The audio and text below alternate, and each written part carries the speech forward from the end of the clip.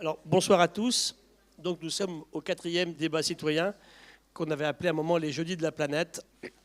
Donc, le premier, je vous rappelle, c'était au mois de mars, c'était consacré à la biodiversité et à la découverte par les peuples du Pacifique, des îles du Pacifique. Ensuite, le deuxième a été consacré avec Edgar Morin et Patrick Vivray à la philosophie en relation avec la biodiversité, avec un artiste appelé David Wall, qui est un metteur en scène du pièce de théâtre à partir de la biodiversité. Le dernier, il y a à peu près un mois, c'était dédié aux grandes expéditions naturalistes, avec Jean-Louis Etienne, avec Tara Océan, avec aussi La planète revisitée. Et donc aujourd'hui, là, nous dédions cette soirée au son du vivant et au son de nature. Et pour ça, on profite d'une présence exceptionnelle, c'est celle de Bernie Krause. Tout à l'heure, je vous le présenterai, qui est un exceptionnel musicien et bioacousticien. D'abord, il jouait du violon, il avait 3 ans et demi, c'était un fabuleux guitariste.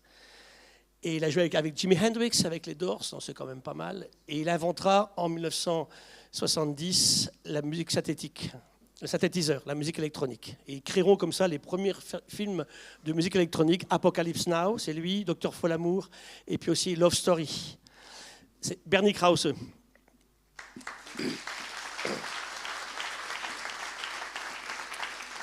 Alors, j'ai croisé Bernie parce que depuis tout petit, j'écoute ce qu'il dit, je lis ce qu'il fait.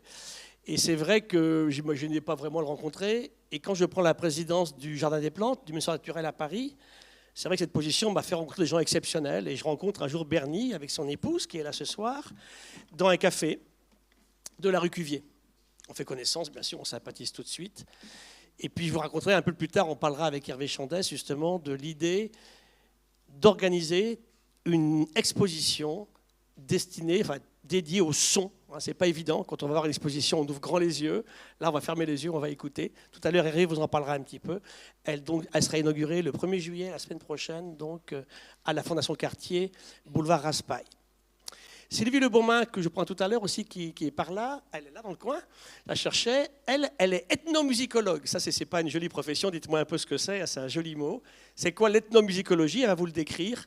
Elle s'intéresse effectivement à la genèse des musiques, des sons, d'activités acoustiques chez des ethnies, chez des gens, chez des peuples. Elle a beaucoup travaillé sur l'Afrique, surtout sur les pygmées du Gabon, mais elle connaît bien aussi ces pygmées qui sont aussi en Namibie, au Cameroun. Et vous raconterez un petit peu comment naissent les premiers instruments de musique et comment l'homme va utiliser des sons du vivant, quelquefois, pour créer des musiques spécifiques. Et elle a fait ce qu'on appelle de la phylogénie musicale. Elle étudie comment tel peuple crée tel type de musique et comment ceci s'organise au sein des populations. Et comment on communique aussi par la musique. Et le troisième, en fait, il n'est pas là, qu'on avait convié. Vous savez que j'aime bien avoir 2 scientifiques, un artiste, donc on l'a fait depuis le début.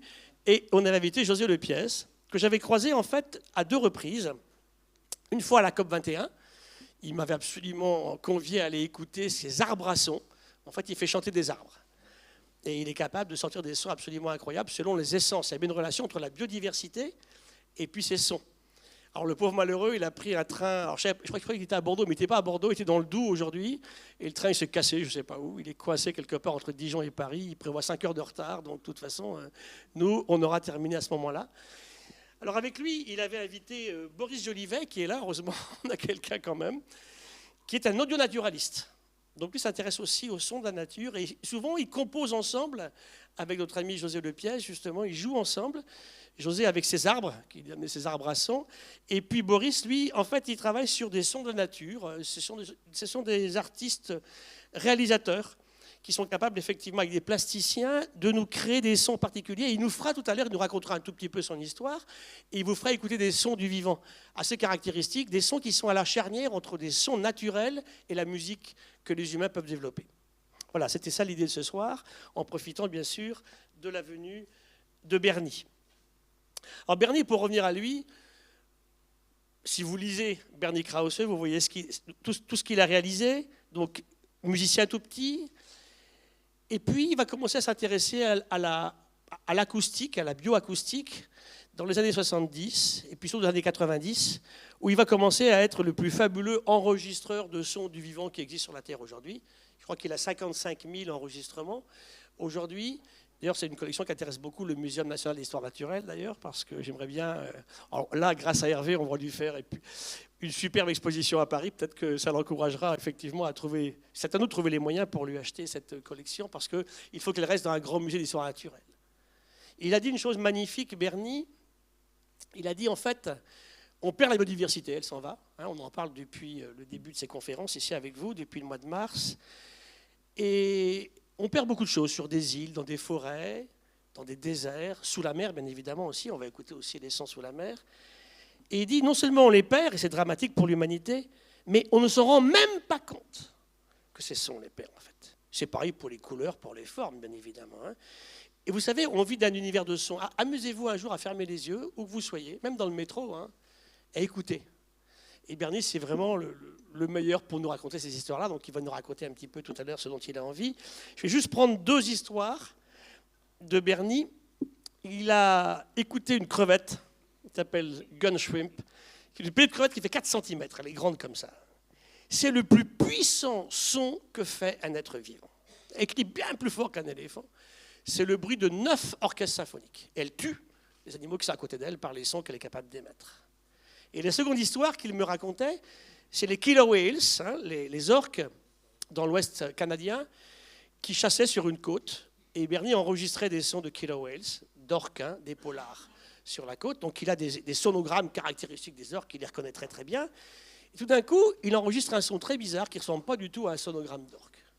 Il dit, c'est quand même curieux, qu'est-ce qu'il nous fait là? Et là, il va le rapprocher du sonogramme d'une autre espèce qui vit dans le même endroit sur la côte, qui est une otarie. L'orque est capable incroyablement, comme un chasseur avec ses appâts, de faire le bruit que fait l'otarie qui vient voir et qui se fait bouffer. Donc vous voyez comment les animaux sont capables d'utiliser ces caractéristiques, d'imiter les sons d'autres, et finalement, dans ces conditions-là, d'imiter et de réussir à attirer dans ses filets une proie. Bonsoir, madame.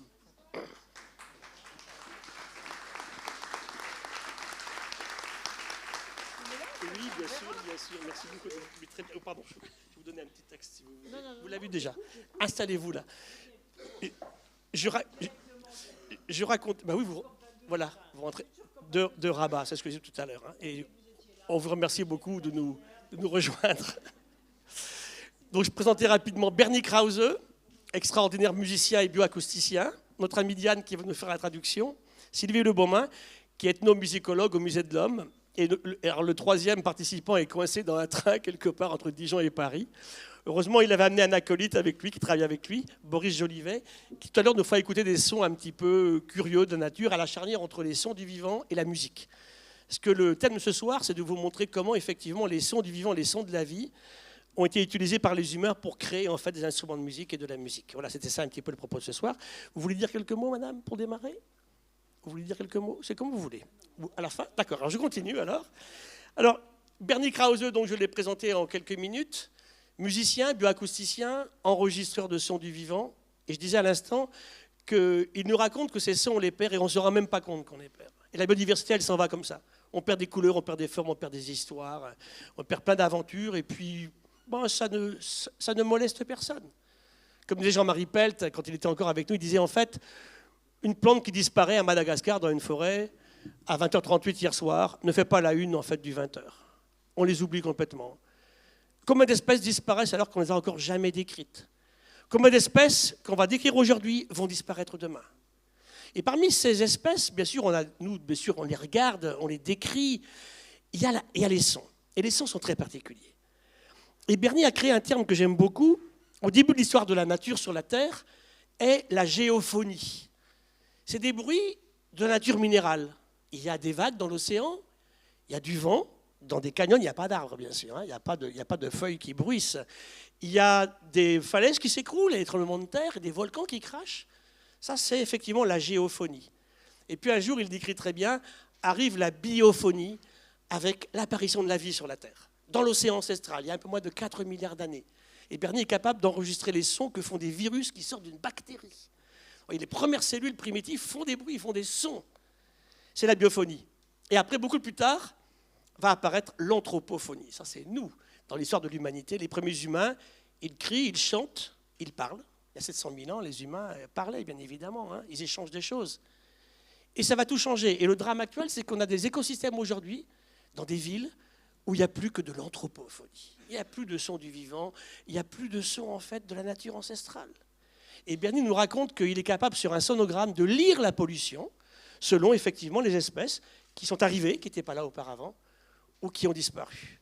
Donc c'est ce qu'il va nous raconter. C'est lui qui va nous parler de ses expériences qu'elle a fait avec les pygmées du Gabon, où elle s'intéresse justement à la création d'instruments de musique et de son en relation avec des écosystèmes et des modes de vie. Et puis Boris nous fera écouter quelques sons tout à l'heure. Voilà, donc on va peut-être démarrer avec Bernie, dont Yann va assurer la traduction pour les propos. It's for you, Bernie, now.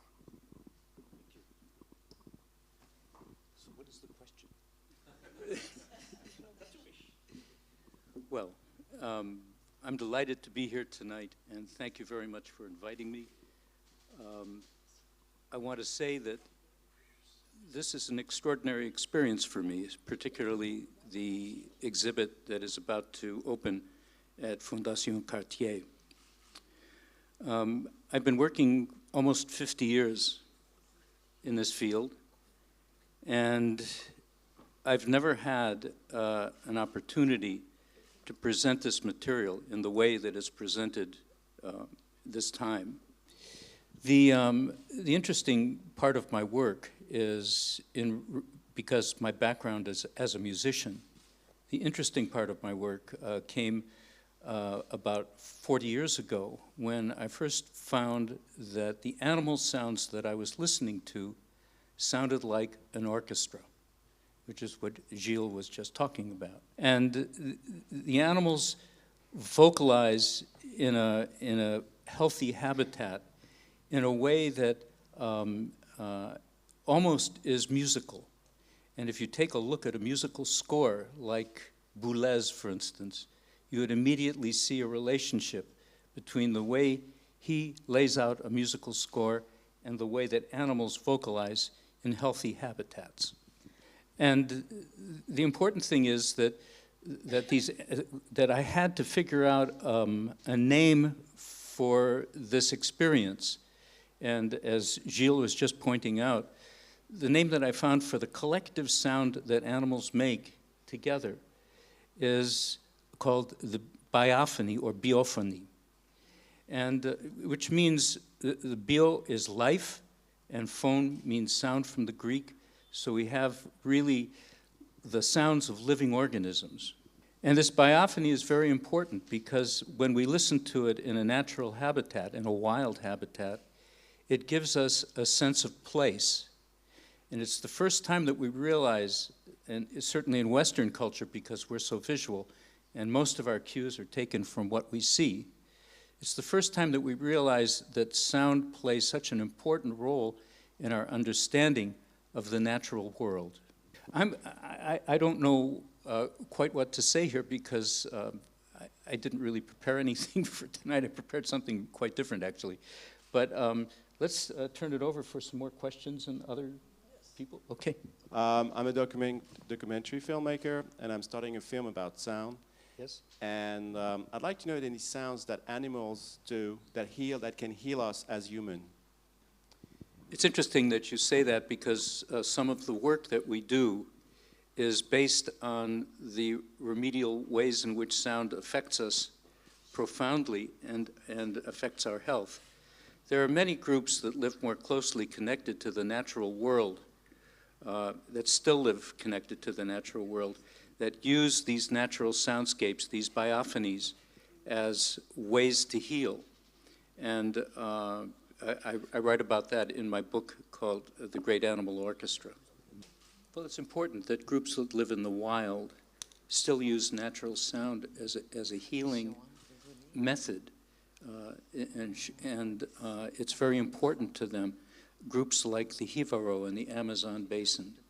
Yes, I would like to ask whether there is a basic sound in the universe. Apart from all living things, is there a basic sound which is always there? I don't know, I've never heard it, if there is. Bonjour. Quand on vous a présenté, j'ai entendu dire que vous aviez enregistré des bruits de bactéries ou de virus. Est-ce que j'ai bien compris ou... Oui. Yes, I have recorded viruses. Alors, du coup, ma question, c'est, comme vous appelez la biophonie, est-ce que vous avez aussi enregistré des végétaux? Yes. Et est-ce qu'on pourrait avoir, du coup, quelque chose? On pourrait entendre... I don't have. No, I don't have it with me. Ah, dommage. Il faut aller à la Fondation Je Cartier. m'excuse.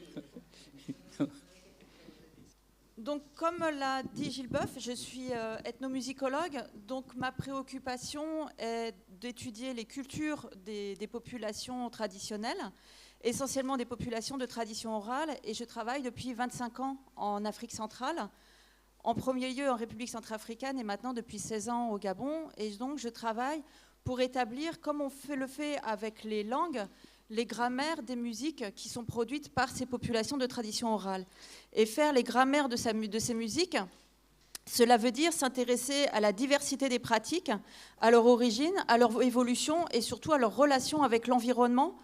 Et en particulier, de notre point de vue d'anthropologue, c'est prendre en compte le système de représentation et de conception des populations, c'est-à-dire ne pas projeter notre propre système de représentation, de conception, voire même de perception sur les musiques que l'on étudie, mais prendre en compte au contraire le système des populations, ce qui permet de relativiser certains propos et certaines attitudes assez globalisantes et généralisantes que l'on peut entendre à propos de ces musiques.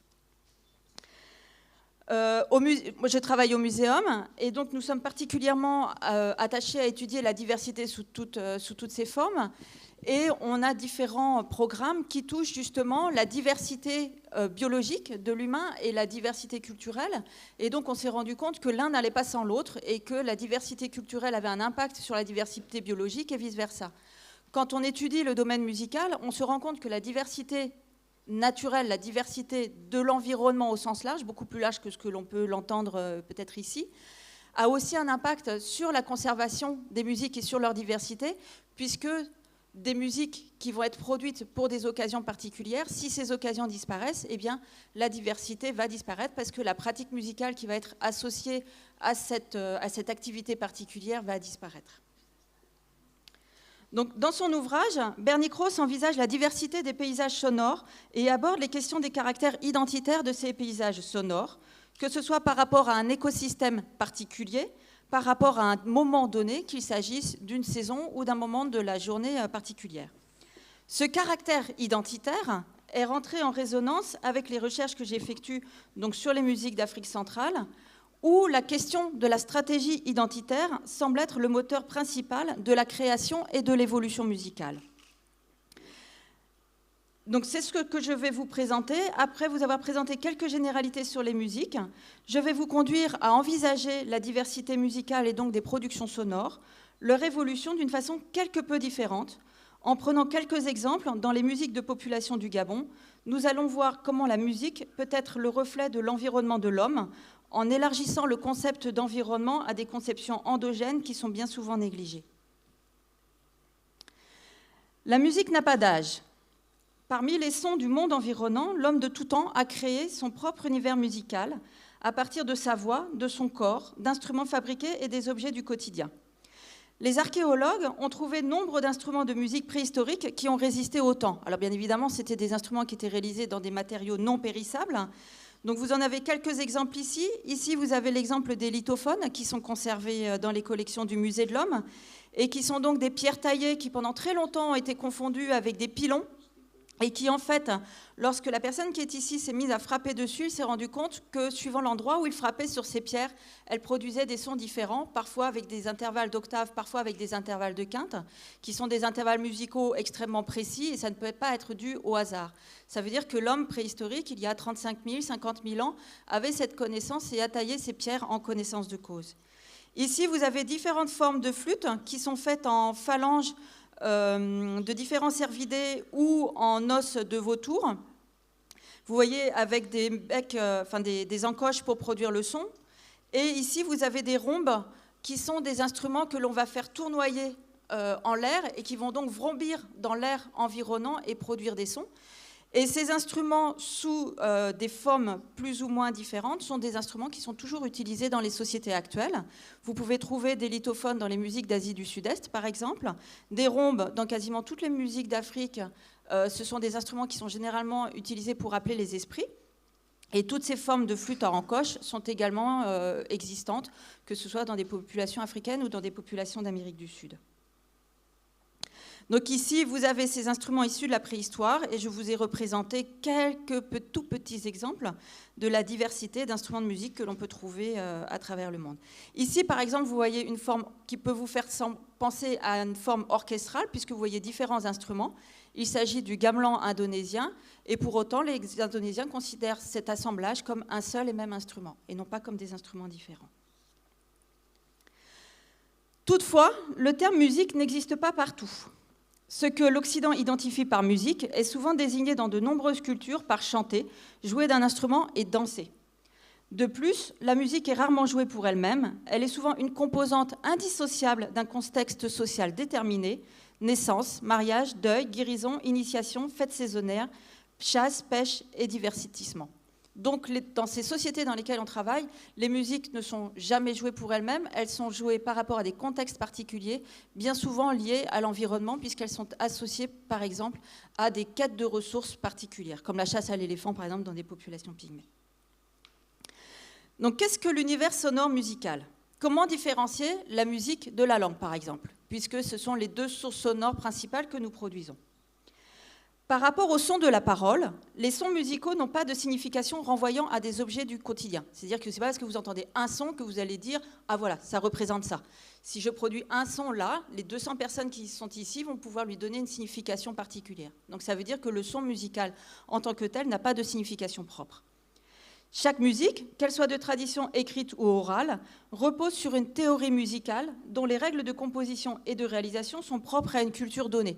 Donc ce n'est pas parce qu'une musique n'est pas écrite, ce n'est pas parce qu'il n'y a pas un Dannhauser dans toutes les cultures musicales que pour autant cette théorie musicale n'existe pas. Elle est implicite, elle n'est pas verbalisée, mais toutes les musiques reposent sur une théorie et ce qui permet leur transmission au cours du temps. Et aussi leur régénération par des créations nouvelles. Ces règles déterminent la combinaison des hauteurs, des rythmes et des timbres. Ces agencements aux possibilités infinies font qu'il existe de nombreux systèmes musicaux très différents dans le monde. Le système occidental n'en est qu'un parmi des milliers. De fait, la musique est un agencement de sons conçu et reconnu par la société dans laquelle elle est produite. Ainsi, désigner une pratique comme musicale nécessite de se baser sur des critères de définition de la culture dans laquelle elle s'inscrit. Cela veut dire travailler sur les représentations endogènes des populations et ne pas considérer ses propres perceptions et représentations comme universelles. Ce sont quelques exemples que je vais vous donner ici, d'appels de chasse qui sont produits par les pygmées Aka en République centrafricaine, dans la forêt équatoriale, qui produisent donc différents sons, différents cris modulés, qui sont censés attirer les animaux dans les filets, que nous, en tant qu'occidentaux plus ou moins musicologues ou mélomanes, on aurait tendance à assimiler à de la musique. Et pour autant, pour ces populations, ce n'est pas considéré comme de la musique. Ils ne vont jamais dire « je vais chanter ceci » ou « je vais jouer ceci ». Cela fait entièrement partie de la technique de chasse.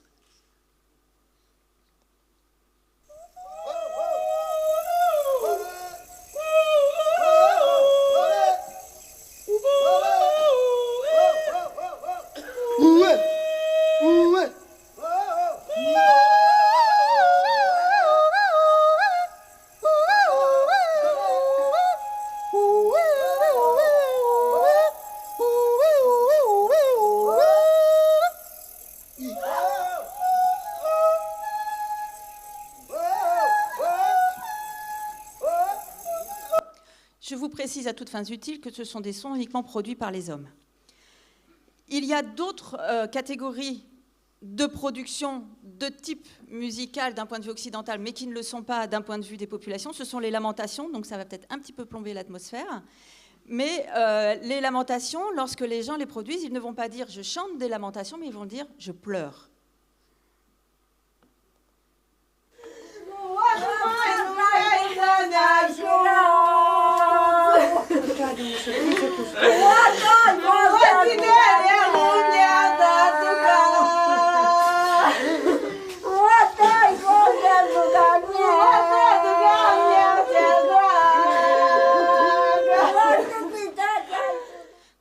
pas abuser des bonnes choses et on va passer à des choses un petit peu plus réjouissantes.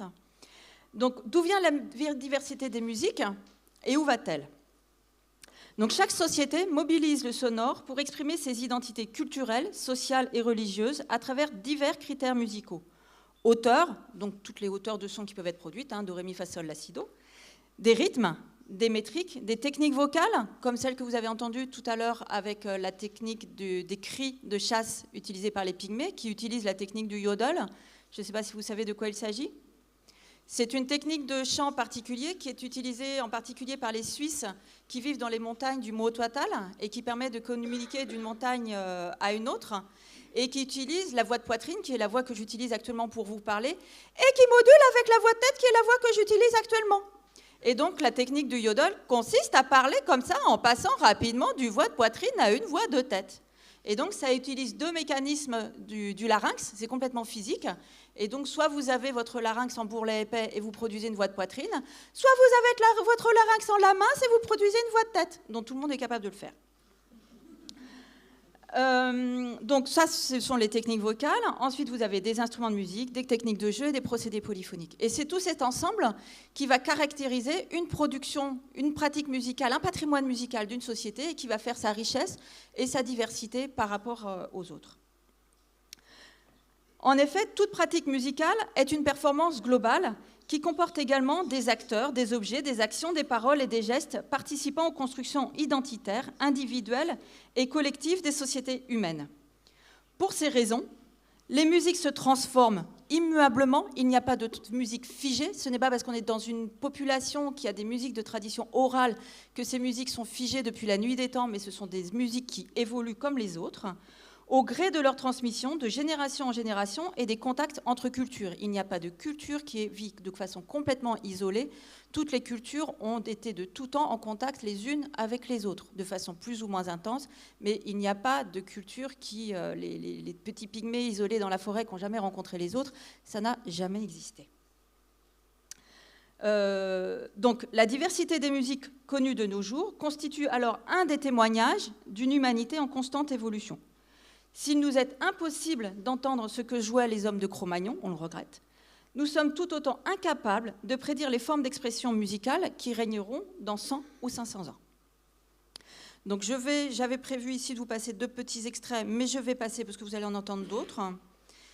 Donc ici, je vous ai mis différentes photographies. Alors ça peut vous paraître un petit peu compliqué de voir des contextes musicaux illustrés par des photographies, mais vous voyez que quand je vous dis que la musique est forcément associée à des contextes de production et à d'autres formes de production culturelle, vous le voyez ici, puisque là vous avez des femmes qui chantent en faisant du tambour d'eau dans des rivières assez importantes dans toutes les régions d'Afrique centrale. C'est quelque chose d'extrêmement courant. Ici, où vous avez une danse de divertissement qui est produite par les Téké qui vivent au sud-est du Gabon. Ici, dans cette même population, vous avez cette guérisseuse qui est vêtue et maquillée pour un rituel de guérison qui est dédié aux jumeaux. Ici, vous avez un retrait de deuil qui s'adresse à une catégorie d'esprits spécifique, les lombos, que vous allez voir tout à l'heure, qui est la catégorie d'esprits qui vient de vos ancêtres, c'est-à-dire qui correspondent aux esprits de vos ancêtres qui vont se manifester en vous pour transmettre des messages. Ici, c'est une autre confrérie initiatique qui est celle du Mabandji, ici une berceuse, ici une autre confrérie initiatique masculine, des jeux d'enfants, et là un rituel de circoncision de jeunes garçons, où lorsque le jeune garçon est décidé à se faire circoncire, il change d'identité, ce qui est montré à travers ce maquillage spécifique. Vous avez aussi une grande diversité des instruments de musique, qui sont, je dirais, pour moi, de mon point de vue, de mon expérience, le lien le plus serré que l'on puisse avoir avec l'élément nature dans sa conception la plus restrictive, c'est-à-dire qu'est-ce qu'on va utiliser concrètement de la nature dans la production musicale, ce sont avant tout les matériaux qui vont servir à la construction des instruments de musique. C'est ce qui est le plus manifeste et c'est ce qui est le plus tangible. Bien évidemment, avec l'évolution, avec la matérialisation, avec les problèmes de conservation, avec l'accélération du tempo, on va avoir des changements de matériaux qui vont intervenir. Mais dans la majorité des cas, ici, vous avez des instruments qui sont faits uniquement en matériaux traditionnels, que ce soit en matériaux végétaux ou en matériaux animaux. Je vais vous présenter ici un arc musical à 2 cordes, par exemple, qui est utilisé par les pygmées Aka de République centrafricaine, qui est un instrument qu'on appelle éphémère, c'est-à-dire qui est construit pour l'occasion et qui ensuite va être jeté sur le fumier derrière la maison, et à chaque fois qu'on va vouloir en rejouer, on va le reconstruire. Oura, c'est un instrument strictement féminin, donc qui n'est joué que par les femmes, ce qui est extrêmement rare dans les populations africaines, et qui est joué par les femmes lorsqu'elles attendent le retour de la chasse à l'éléphant de leur mari.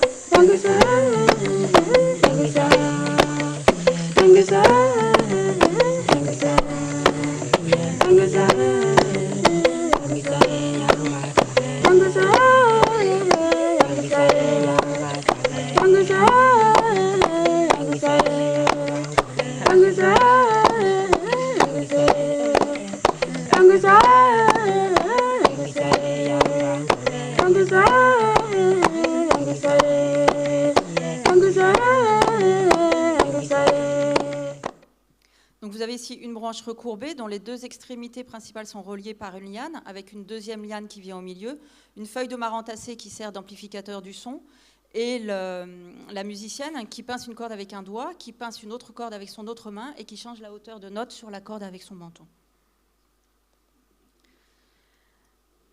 Donc maintenant, je vais aborder avec vous l'origine de la création musicale. Qu'est-ce qui fait que dans les sociétés dans lesquelles je travaille, on va créer de nouvelles musiques? Quelle va être la source d'inspiration? Quel est l'élément, entre guillemets, de l'environnement qui va permettre cette nouvelle création? Donc, dans les populations traditionnelles d'Afrique centrale que je connais, la création musicale est donnée par le rêve ou la vision, qui sont considérées comme d'autres formes du monde réel et n'appartiennent pas au domaine de l'imaginaire comme dans nos sociétés. C'est-à-dire que quand une personne rêve, elle considère qu'elle vit complètement ce qui est dans le rêve. C'est-à-dire que la nuit, elle va dire « je suis allée à tel endroit, j'ai vu telle personne ». Et pour elle, ça ne va pas être du domaine du rêve, c'est un domaine de réalité comme un autre. La majorité des musiques étant liées à des contextes rituels, qui eux-mêmes sont liés à des cérémonies qui concernent des entités de la cosmogonie, l'inspiration musicale est considérée comme étant donnée par les entités de cet environnement particulier, donc par les éléments de la cosmogonie.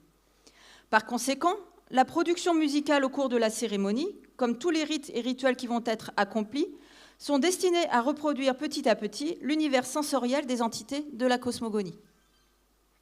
Chaque entité d'une même catégorie est identifiée par un chant spécifique qu'elle a transmis à son humain. Donc son humain, c'est la personne qu'elle va posséder, c'est la personne qu'elle s'approprie, par l'intermédiaire du rêve ou de la vision. De fait, au paroxysme de la cérémonie, lorsque les deux univers sensoriels sont les plus proches, la communication s'établit et les entités de la cosmogonie se manifestent à travers des phénomènes de possession. Donc je vous ai mis ici différentes illustrations de représentations d'entités de la cosmogonie qui sont représentées au sommet des harpes. C'est-à-dire qu'on a affaire à, je vais vous montrer plus dans le détail après, des harpes anthropomorphes, donc qui sont à la représentation humaine, si on se met de notre point de vue, et en fait, ces harpes représentent des entités de la cosmogonie. Ça veut dire que chacune de ces harpes représente un esprit particulier. Et la harpe incarne cet esprit particulier. Donc quand la harpe est jouée, c'est la voix de cet esprit qui s'exprime. Donc ici, je vais vous... Ça va ? Je suis dans le temps ? Je vais vous montrer comment des individus lambda, comme vous et moi, petit à petit vont créer un paysage sonore, un univers sonore, qui va être celui que l'on s'imagine être celui des entités de la cosmogonie, et comment au paroxysme de la création de cet environnement sonore, la communication va s'établir entre l'humain et l'esprit, et le phénomène de possession va intervenir. Donc vous allez voir ces gens qui partent de leur maison, plus ou moins en taxi, habillés comme vous et moi, avec les instruments sur le dos. comment petit à petit ils se maquillent, s'habillent, donc deviennent des initiés puisqu'ils appartiennent à cette confrérie initiatique. Petit à petit, comment, ça les odeurs, je suis désolée, vous ne pouvez pas les sentir, mais si vous connaissez un peu l'okoumé, dites-vous que ça sent l'okoumé très fort. Comment par rapport à ce que l'on mange, par rapport à ce que l'on sent, on va créer cet univers particulier, et surtout, comment par la musique, on va créer cet univers sonore qui est celui, en fait, de ce monde cosmogonique.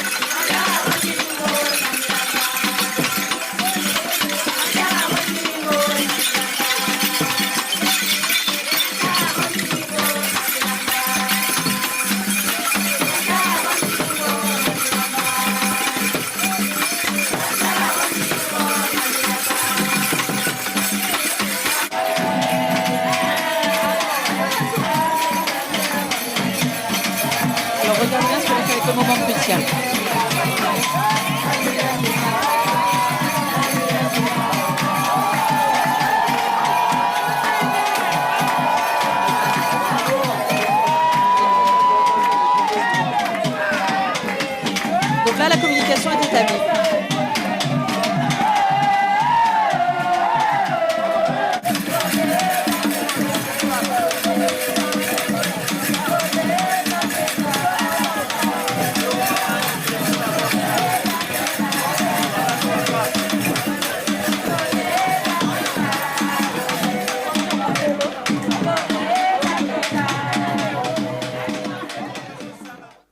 Donc là, la personne n'est plus elle-même, elle est son esprit, l'esprit qui la possède, et elle va s'exprimer par la voix, les gestes et les attitudes de cet esprit qui la possède. Pardon. Donc je vais avancer un petit peu plus loin. J'avais prévu de montrer toute cette diversité, mais c'est trop long. Donc c'est juste une illustration. On s'est beaucoup interrogé justement sur les processus d'évolution de la musique, des patrimoines musicaux. Qu'est-ce qui peut dicter l'évolution et comment on peut faire pour remonter, entre guillemets, à des ancêtres musicaux? Parce qu'on a affaire qu'à des états musicaux actuels, mais quelle était la pratique musicale? De quoi étaient composés les patrimoines musicaux de nos ancêtres? Quels en étaient les éléments constitutifs? Et donc, avec deux collègues du muséum, Guillaume Lecointre, qui est professeur en phylogénie, et Evelyne Heyer, qui est professeure en génétique des populations, on a monté une méthode de phylogénie musicale où on reprend les méthodes issues des sciences de la vie pour traiter ces patrimoines musicaux et tester des modèles d'évolution. Tout d'abord, voir si effectivement ces patrimoines musicaux se transmettent à partir d'un ancêtre commun ou si en fait il y a tellement d'emprunts entre les populations, ça se transmet de façon horizontale et donc c'est juste de phénomènes de contact qui en fait créent de nouvelles musiques.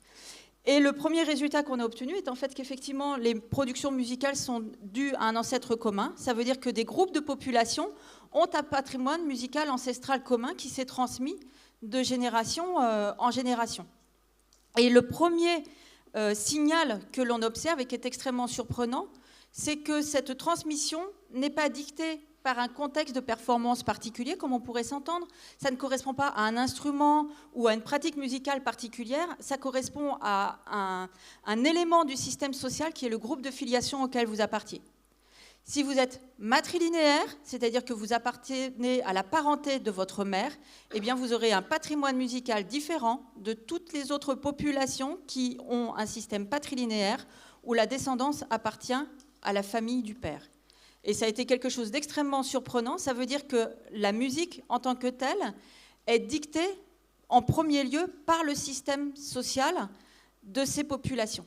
Et que c'est elle qui dicte, en fait, le mode de transmission et ce qui va être transmis de génération en génération.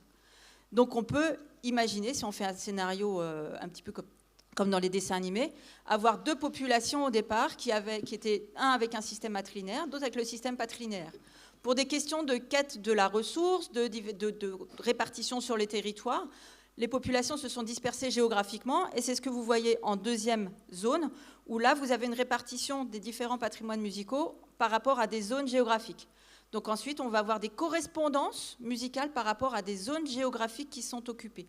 Et curieusement, le dernier niveau de distinction correspond aux critères culturels de dénomination des populations. C'est-à-dire que c'est comme si les populations s'étaient dénommées en dernier lieu pour vraiment montrer leurs caractéristiques identitaires. C'est-à-dire que c'est le dernier critère de distinction et de qualification qui apparaît. Donc c'est quelque chose de très particulier. Je n'ai pas le temps de rentrer dans les détails. Mais sachez qu'à chaque niveau où on va se situer ici, on va être capable de reconstituer l'ancêtre musical de ces différents groupes et de ces différentes populations. Donc savoir par exemple quel était le contexte de performance principal qui pouvait être utilisé par ces populations. Est-ce que c'était par exemple des musiques pour la guérison, des musiques pour les cultes des ancêtres, des musiques pour l'initiation ou ce genre de choses. Maintenant on est capable de le dire, on est capable de le savoir. On est capable de savoir que tel ancêtre musical pratiquait tel type d'instrument de musique, tel type d'échelle musicale et ainsi de suite. Pardon. Et voilà, je vous remercie.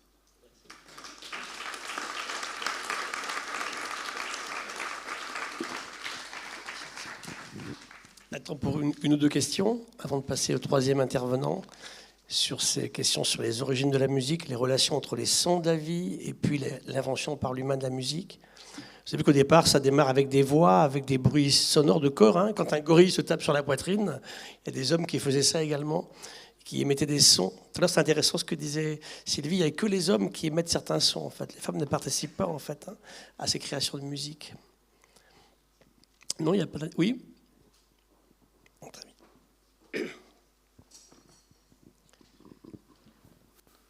Bonsoir, merci. En fait, ma question est plus par rapport au choix des populations et des sites étudiés. Puisque vous avez dit que vous avez travaillé en Afrique centrale, bien sûr, et vous êtes parti plus au Gabon et en République centrafricaine. Alors, il s'est fait qu'en Afrique centrale, bon, le plus grand pays, le Congo, qui la superficie du Congo, c'est pratiquement 21 fois les superficies de ces deux pays fusionnés, et que les populations qui sont à la fois au Gabon, en RCA et au Cameroun sont souvent parties du Congo. Le Congo a 450 ethnies, si je ne me trompe pas, et les pygmées sont beaucoup plus associés à la forêt équatoriale, parce qu'on les localisait, bien sûr, de par leur activité. Ils vivaient de la chasse, de la cueillette dans la forêt équatoriale, et tout le monde sait que la plus grande partie de la forêt équatoriale est effectivement dans le bassin du Congo. Quand bien même le Gabon, qui n'est pas un pays voisin au Congo, mais qui est juste à côté du Congo-Brazzaville, qui est séparé du Congo par le fleuve, et la République centrafricaine est collée au Congo par la province de l'Équateur, qui porte d'ailleurs le nom de la forêt, et que toutes ces populations, en réalité, semble-t-il, sont parties du Congo. Alors, votre choix d'étudier les origines de la musique par rapport aux ethnies centrées sur ces pays d'à côté, je me demande, vous pensez que ce qui se trouve là-bas, c'est ce qui est déjà au Congo, ou bien vous pensez qu'au Congo, il n'y avait pas à étudier, bon, ou bien vous avez des problèmes d'accès, je ne sais pas.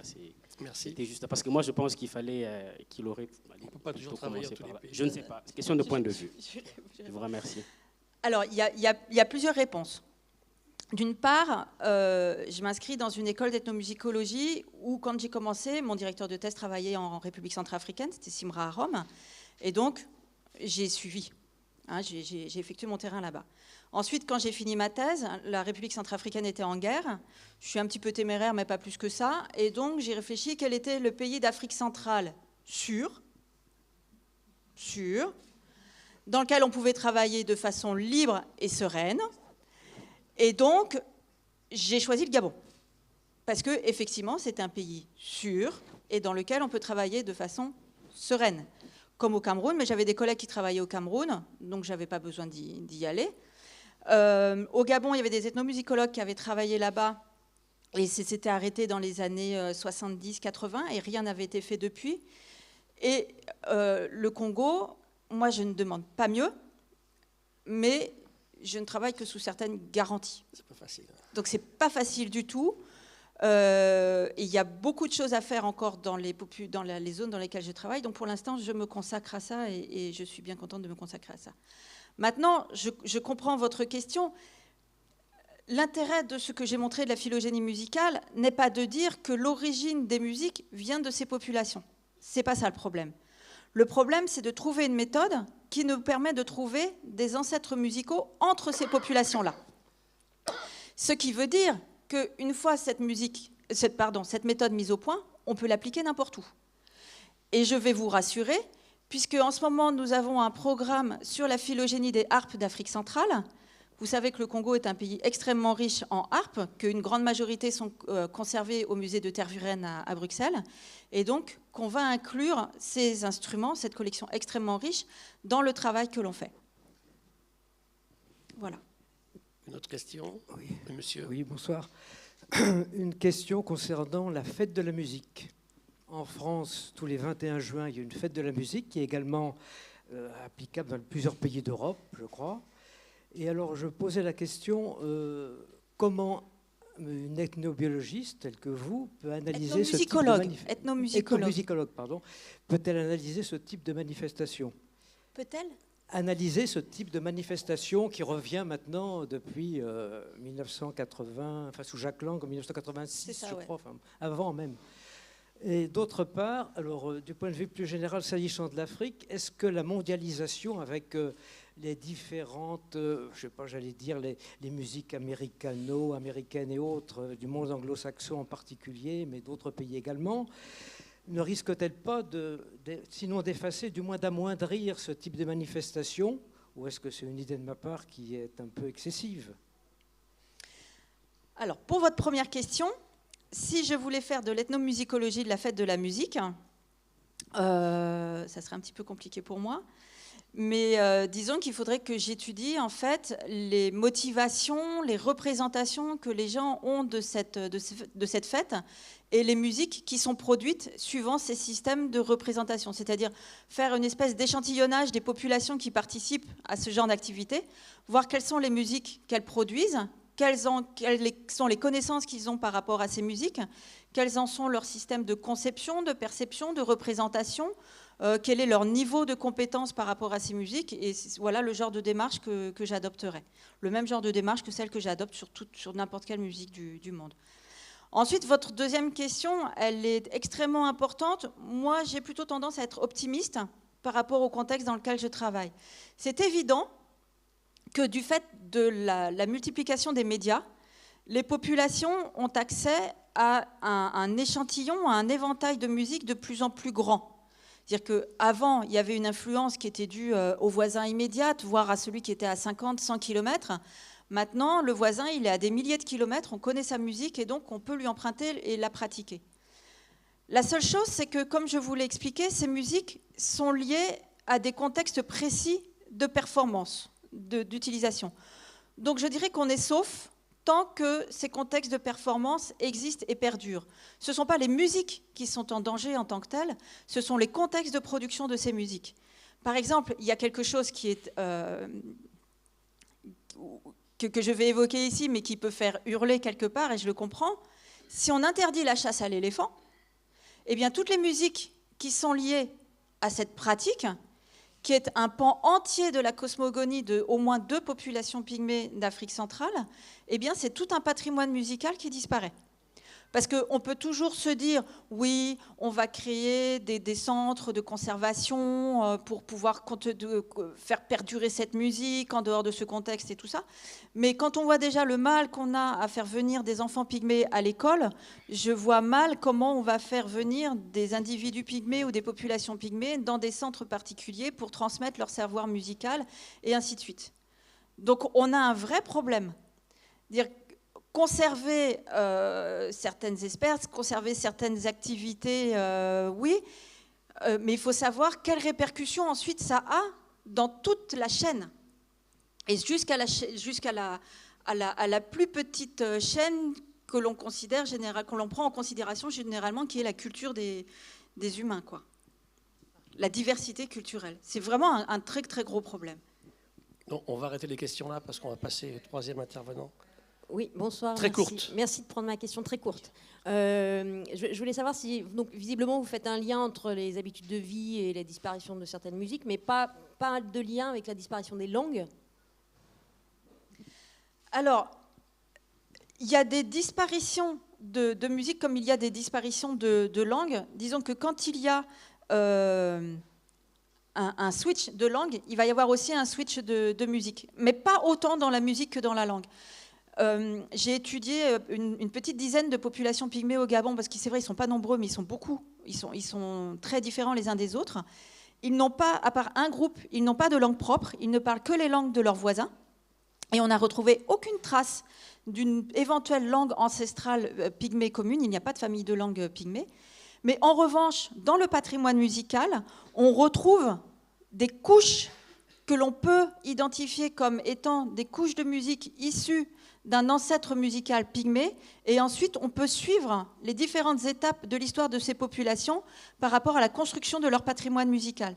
C'est-à-dire qu'on peut identifier quelles sont les populations qu'ils ont rencontrées, quelles sont les zones dans lesquelles ils sont allés par rapport aux emprunts qu'ils ont faits dans ces différentes communautés. Donc quelque part, les caractéristiques musicales se conservent mieux que certaines caractéristiques linguistiques.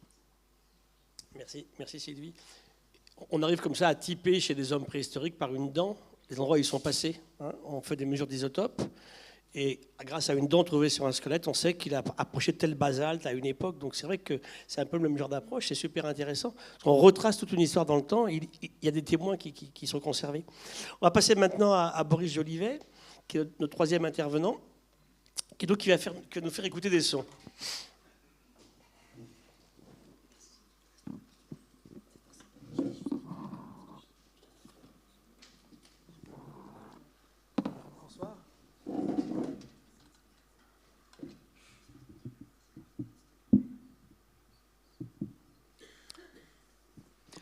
Donc j'aimerais commencer par un son de géophonie que j'avais prévu d'utiliser avec José Lepiez. On devait jouer ensemble, vous l'avez compris ce soir. C'est un son que José affectionne beaucoup, et moi aussi, pour lequel j'ai passé énormément de temps, car il est très, très difficile à capter. Ce sont des sons de lacs gelés que j'ai pu capter dans le Jura. Donc je vous fais écouter cette séquence qui est entièrement naturelle, c'est important de le préciser. Et voilà, j'ai travaillé environ 7 hivers pour avoir suffisamment de matière sur ce phénomène. Je vous invite à fermer les yeux, pour ceux qui le souhaitent, pour vous mettre au bord de ce lac en plein hiver.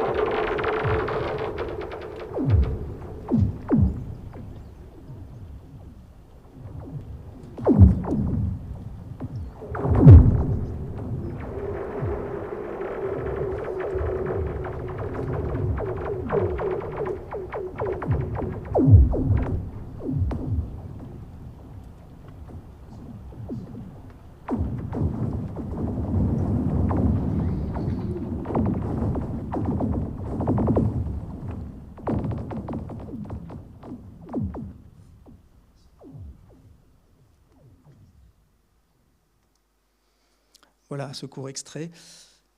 C'est très musical, en tout cas, je trouve. Hein. Musique électronique. Vous connaissez Bernie? Vous avez déjà entendu? Oui, absolument. Ouais. Alors voilà, il faut que le lac soit entièrement pris par la glace, que le soleil arrive dessus. Il y a tout un tas de conditions pour qu'on puisse avoir ce phénomène. Et ça peut durer que 15-20 minutes dans la matinée, voilà, et pas forcément tous les jours. Bref, il faut passer beaucoup de temps. Toujours sur ce lac, un deuxième son, c'est au moment de la débâcle. J'ai entendu ce son la première fois, je n'avais pas mon matériel. Je me suis dit, je vais revenir demain, c'est magnifique. Et le lendemain, il n'y avait plus rien. Il a fallu que j'attende environ 4 ans pour retrouver ce phénomène. Et donc, c'est au moment de la débâcle, on se retrouve avec une toute petite, comment dire, des tout petits morceaux de glace, très fins, comme du verre. Donc, c'est vraiment la dernière étape au moment du redout. Et tous ces morceaux de glace, avec le vent, se sont accumulés sur la plage. Et avec le vent, voilà, ils s'entrechoquent et ça fait vraiment un carillon de glace.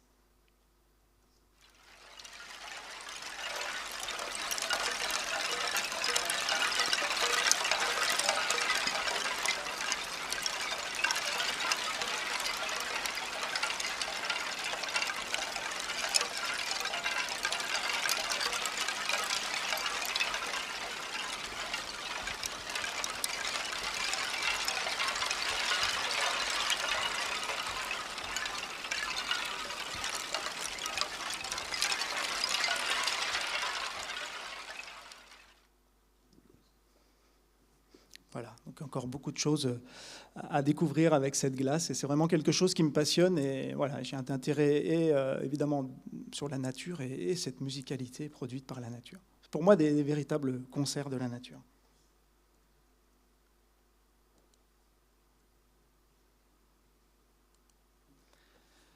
Je souhaite vous présenter vraiment une découverte scientifique et musicale encore, mais voilà, scientifique, car c'était une première en France.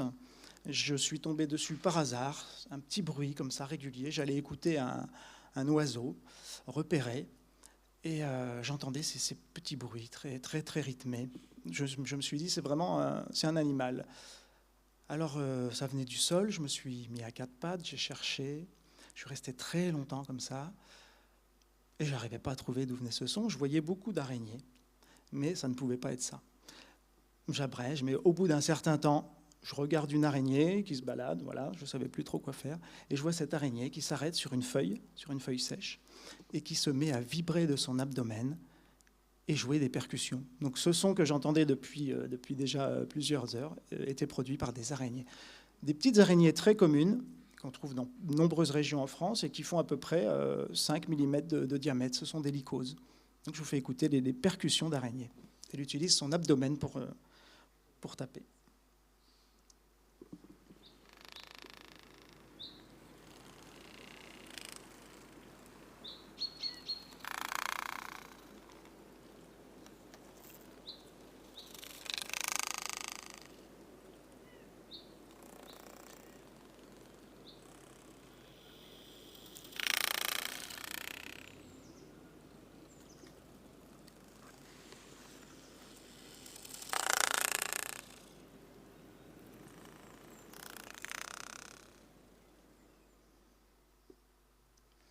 Alors j'ai contacté le muséum quand j'ai découvert ce phénomène. J'ai été en contact avec la spécialiste des araignées qui m'a dit qu'elle connaissait ce type de production sonore, mais sur des grosses araignées en forêt tropicale. Voilà, en France, ça n'avait jamais été constaté.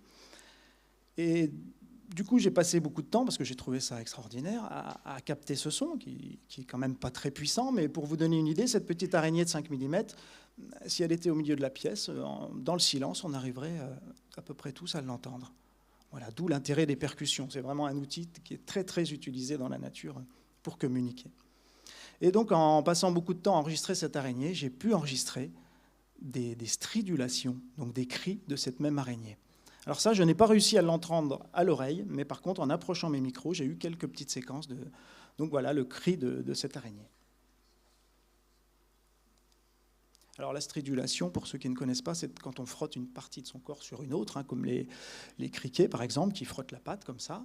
Ils utilisent une râpe et un grattoir, c'est un peu le principe du violoniste qui utilise un archet. Et cette araignée, elle a donc des petites, c'est des pédipalpes, hein, ça c'est la spécialiste qui m'a expliqué ça, et elle frotte ses pédipalpes ici au niveau de la mâchoire pour produire ce petit cri.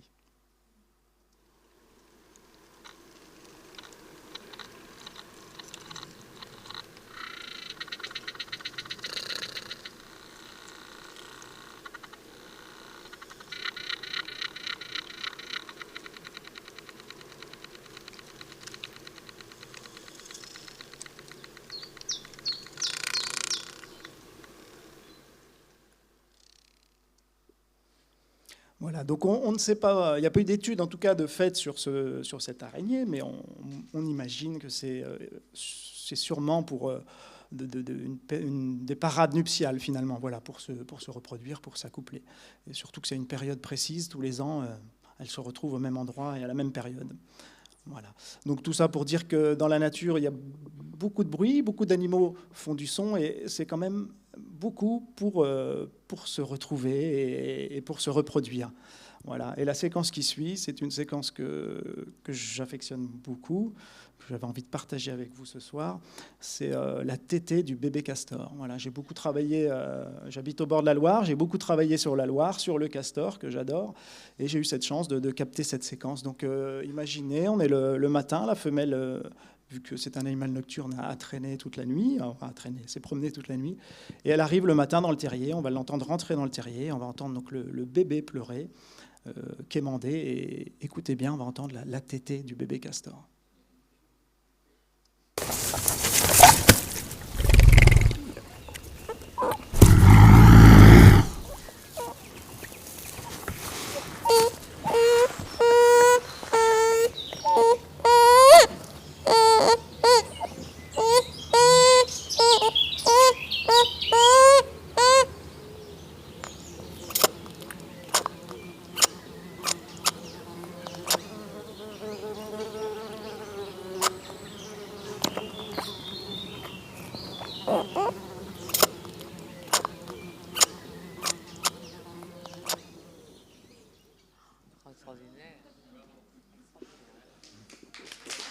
Merci.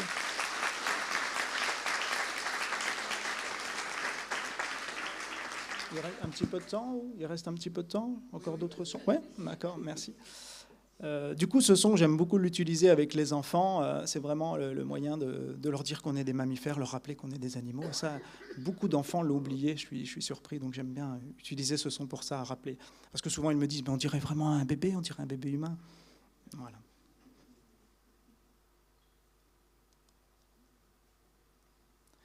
On va aller au Cameroun. Donc c'est une rencontre nocturne. J'étais en bivouac, en savane, et je rêvais d'enregistrer les éléphants, mais c'est pas évident. Ils sont pas toujours bavards. Et cette nuit-là, ce sont eux qui se sont approchés. Et le vent était bon, donc ils sont restés très longtemps. Et j'ai pu faire cette séquence où on entend des rugissements, mais voilà, tout ce que vous allez entendre, ce sont les éléphants. Hein. Souvent, on pense que ce sont des félins. Donc, il y a les barrissements, mais les éléphants, en fait, communiquent beaucoup par grognement.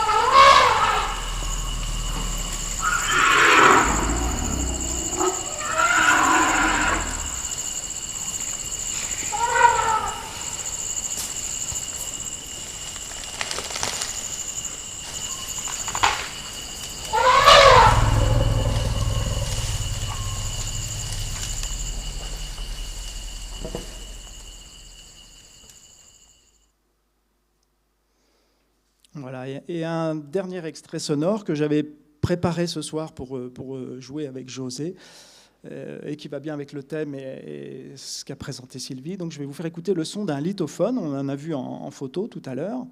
Alors celui-ci n'est pas frappé, il est frotté. Le musicien là, que j'ai enregistré le frotte avec ses baguettes sur ce lithophone pour produire des nappes.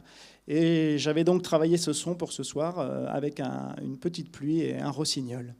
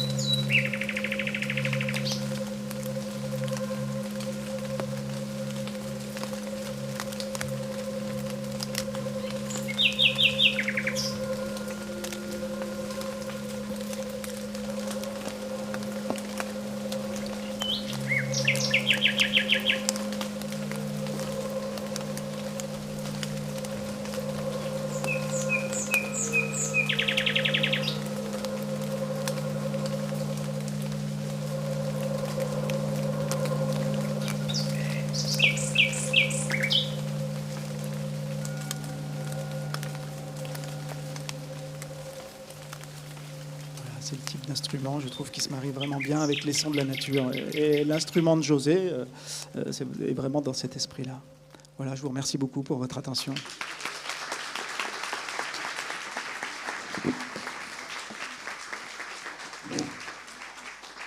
Merci beaucoup, Boris. Au pied levé, comme ça, c'était parfait. Ça nous a absolument réjouis. Il y a une ou deux questions à Boris sur le travail qu'il fait. Ça ressemble beaucoup à certaines choses que fait bien sûr Bernie. Oui.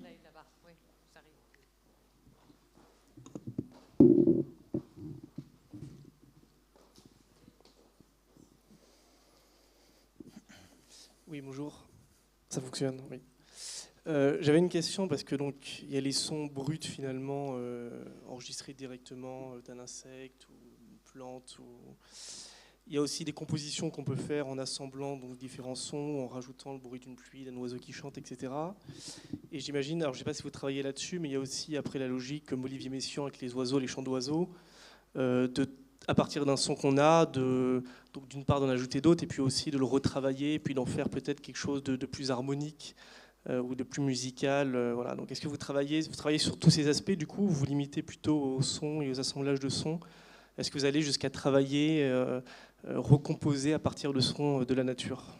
En fait, moi, dans ma démarche, par rapport à ce que vous venez de dire, je propose j'ai créé des pièces sonores qui s'appellent Cinéma pour l'oreille, où je mets vraiment l'auditeur en écoute, les yeux bandés, etc., avec plusieurs enceintes. Et ma démarche, c'est vraiment d'essayer de montrer la musicalité qu'on peut entendre dans les sons de la nature. Donc, volontairement, je ne transforme pas les sons. Inspiré, mais... Alors voilà, je vais enchaîner des choses, il va y avoir un travail de mixage, mais j'ai envie de présenter les sons de la nature tels qu'ils sont, et j'y entends beaucoup d'harmonie et de musicalité. Et c'est ce que je cherche à partager. Après, il y a d'autres personnes qui sont effectivement orientées dans le mixage, enfin le traitement du son. Voilà, chose que je ne fais pas. Oui, madame. Bonsoir, merci pour ces sons, c'est magnifique. Merveilleux, oui, c'est vrai qu'on n'en entend plus en fait au quotidien, et on se rend compte à quel point on n'entend plus la nature. Et moi, je travaille au WWF France, et justement, en ce moment, on travaille sur une campagne qui essaye de remettre en avant les sons de la nature. Alors, pour vous expliquer le contexte, c'est une campagne européenne qui est menée avec d'autres ONG qui vise à maintenir les directives oiseaux et habitat comme elles le sont aujourd'hui. Ces deux directives sont les outils législatifs qui sont les piliers de la protection de la nature en Europe. Et ces directives sont actuellement évaluées par la Commission européenne, et il est possible qu'elle les affaiblisse. Donc pour cet objectif, c'est une campagne qui date de l'année dernière.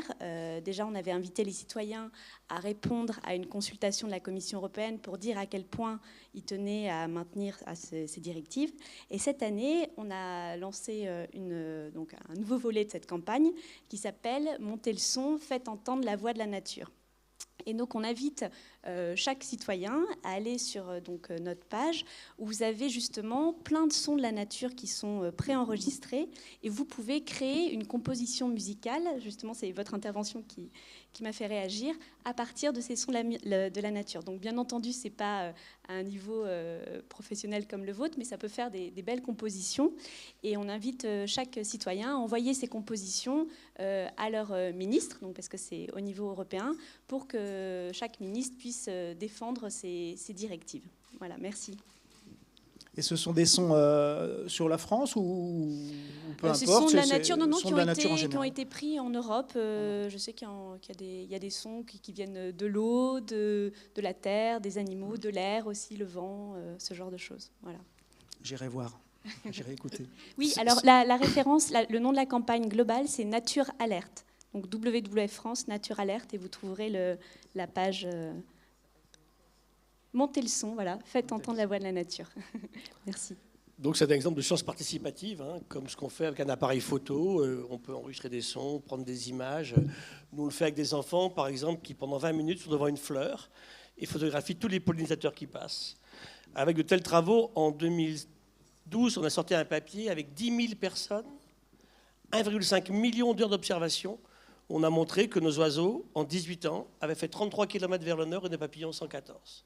Donc c'est typiquement ce genre d'information générale qu'un laboratoire de recherche ne peut pas faire tout seul, bien sûr, hein, mais en alliant des techniques effectivement d'enregistrement, des techniques aussi, bien sûr, d'archivage des données, de synthèse des données, on arrive à avoir des résultats extrêmement intéressants qui nous permettent après de proposer des méthodes de gestion bien meilleures que ce qu'on fait aujourd'hui sur nos environnements.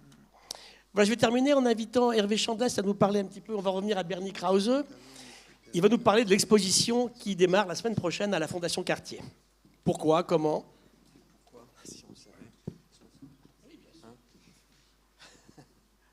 Bonjour.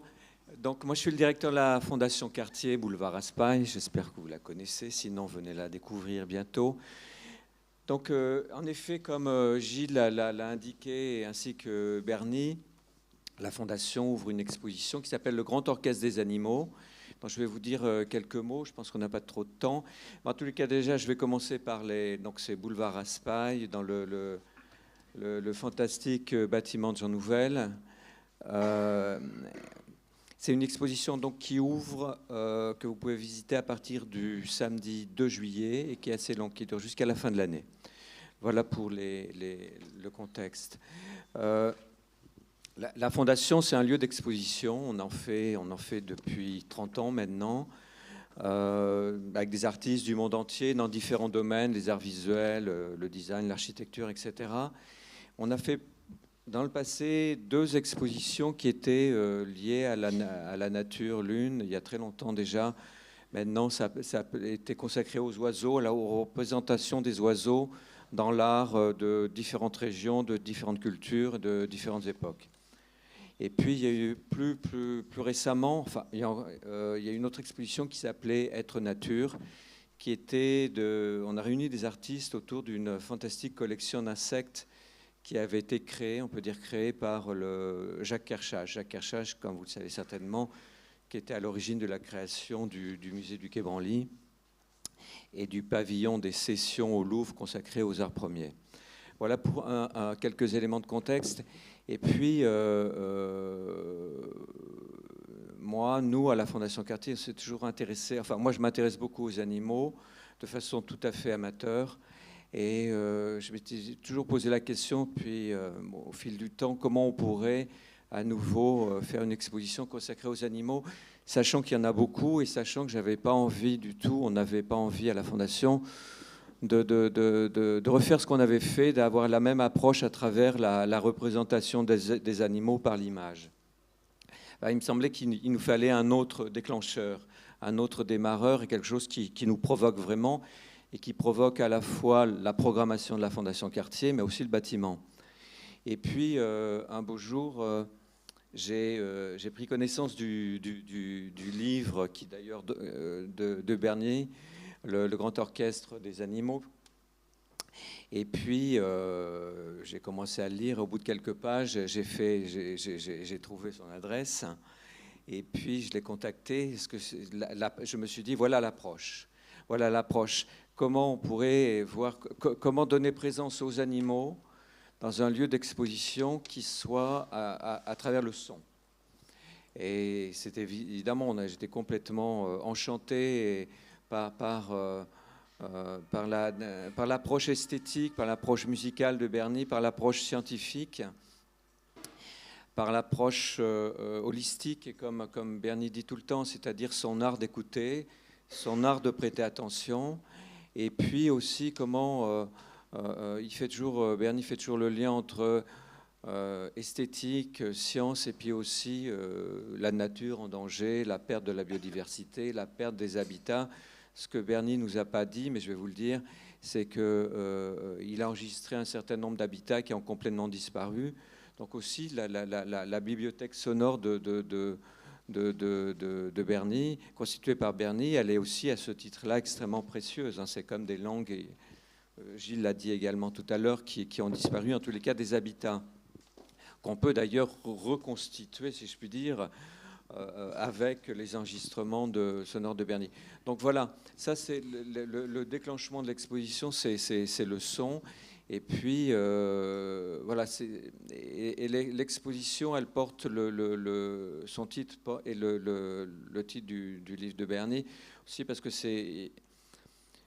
pour nous, il y a vraiment un hommage rendu à Berny Krause, ça c'est certain, à sa démarche, à son approche, à son travail, à sa personne, ainsi qu'à son épouse Catherine qui est ici avec nous.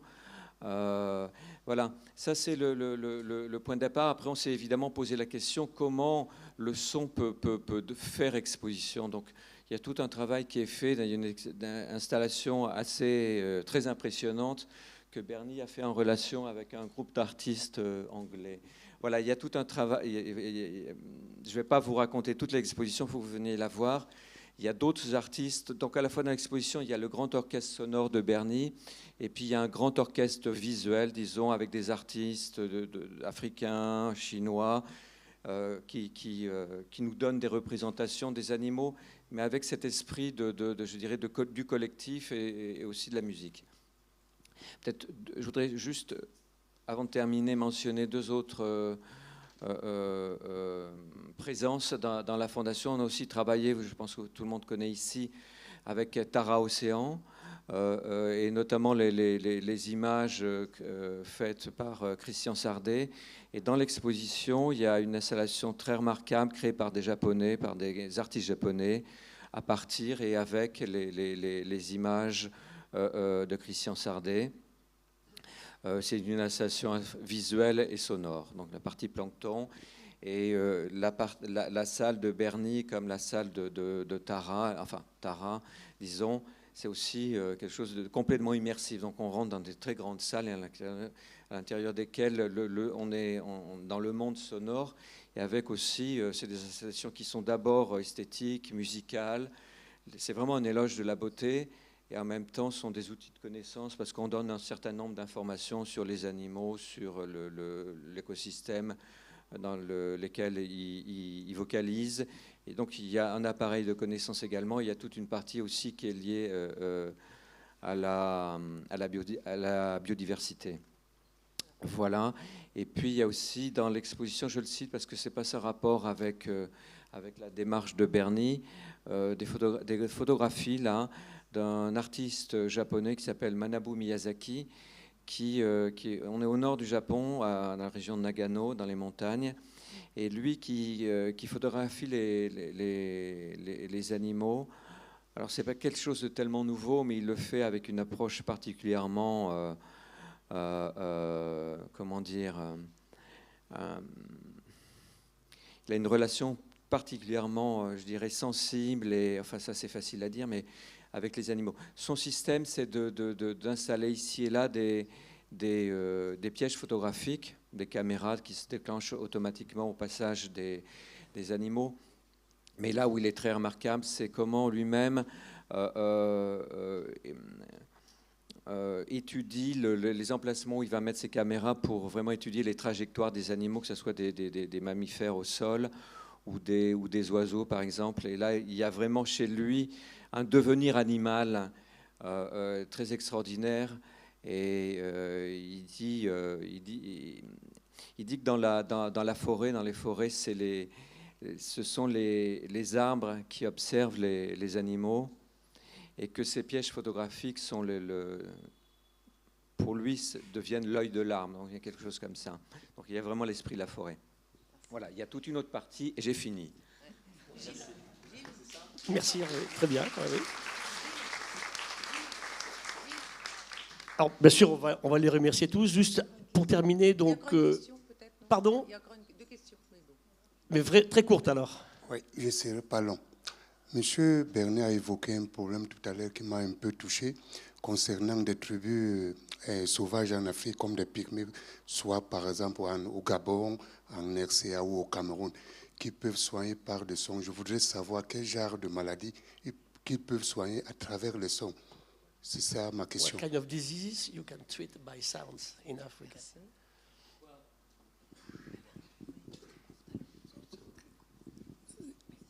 The sounds that are treated, well, let me just back up a second. The Bayaka in Africa, in the Central African Republic, go into the forest for many months at a time, because when they have contact with Western economies, they get very sick. They get psychologically ill, they get physically ill, and in order to heal, they go back into the forest for many months at a time, and that helps them recover from their contact with the West. And this is what they've been doing for 50 or 60 years now, because there's so much intense destruction of their forests and their habitat. Ça fait 50 ou 60 ans que la tribu dont vous parlez est obligée de se retirer plusieurs mois après chaque contact avec le monde humain, enfin pas humain, civilisé, technologique, tellement ils en sont malades.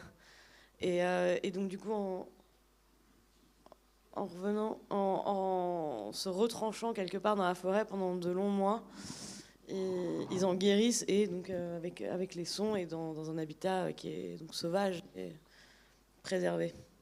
Even in our own culture, if we take a look at how we're responding to the world around us right now, it's very clear that the further we draw away from the natural world, the more pathological we become as a culture. Plus on s'éloigne de la nature, plus on s'éloigne de ce qu'on peut appeler un habitat, un environnement sain, plus on va être malade. Donc, c'est assez triste.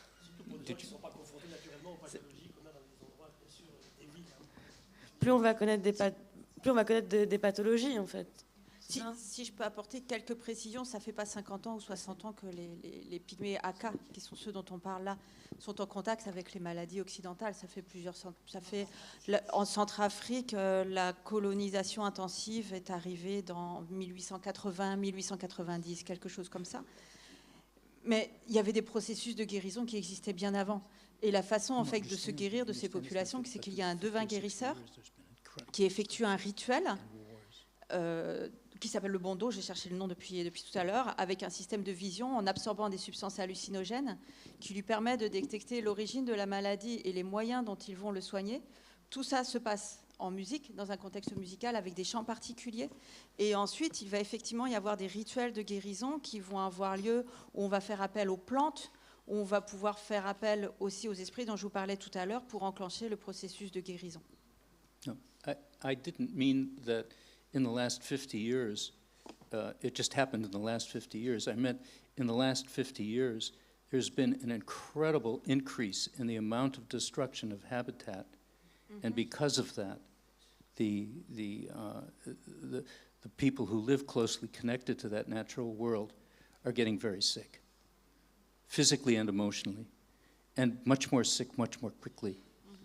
Ce qu'il voulait dire, c'est qu'en fait, depuis 50 ans, la destruction du monde sauvage est tellement va de mal en pis, et et pas depuis 50 ans, ces populations se retranchent dans la forêt. Non, c'est... Ce que Bernie vient de dire, c'est que depuis 50 ans, il y a l'accélération de la destruction de la forêt est de plus en plus saisissante. Ouais.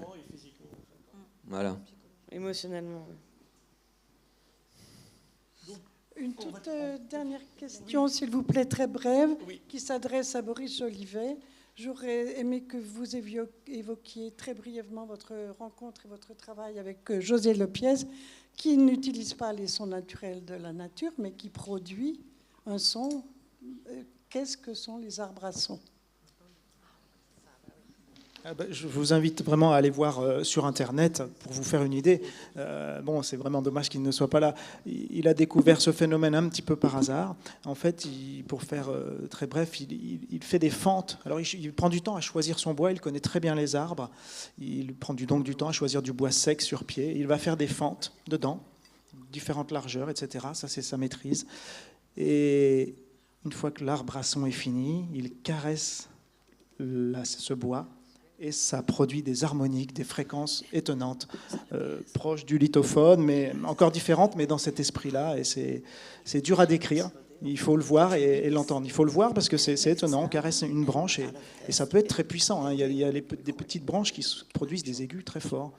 Voilà. Et il joue avec ça donc depuis des années. Et il en fait des concerts. On peut dire que ce sont des sculptures, en même temps très esthétiques. Et que cet instrument, c'est un instrument uniquement par la caresse, a un ancêtre, je crois, en Papouasie.